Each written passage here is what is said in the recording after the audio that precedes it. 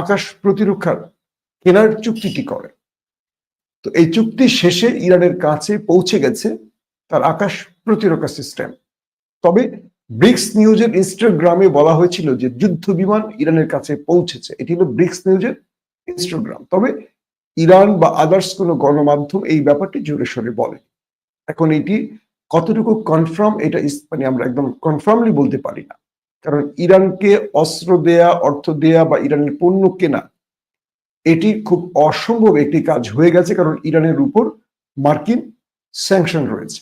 তাই পৃথিবীর যে দেশই ইরানের সাথে সম্পর্ক রাখে এটা খুব গোপনীয়তার সাথে রাখতে হয়, প্রকাশ্যে বলা যায় না। কারণ ধরেন পাকিস্তান যদি ইরানকে কোনো সহযোগিতা করে তাহলে পাকিস্তানের উপর স্যাংশন চলে আসবে।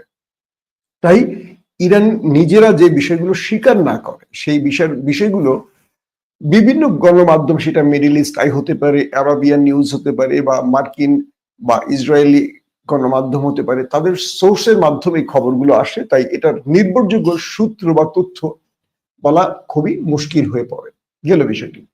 তো এই যে আকাশ প্রতিরক্ষা সিস্টেম গুলো পেল, এটা আজকে দখলদারদের গণমাধ্যমে কয়েকটি জায়গায় খবর এসছে। বলা হচ্ছে যে ইরান দ্রুত, তারা জানে যে ইসরায়েল আবারও ফিরে আসবে এই লড়াইতে এবং তারা ইরানের উপর আবারও আক্রমণ করবে, এই প্রস্তুতি তারা নিচ্ছে। তো এটা বুঝে ইরান সর্বোচ্চ চেষ্টা করছে তার প্রতিরক্ষা সিস্টেমকে ঢেলে সাজাতে। এবং গত 12 দিনের যুদ্ধে ইরান যেই জায়গাগুলোতে ব্যর্থ হয়েছে, যেই জায়গায়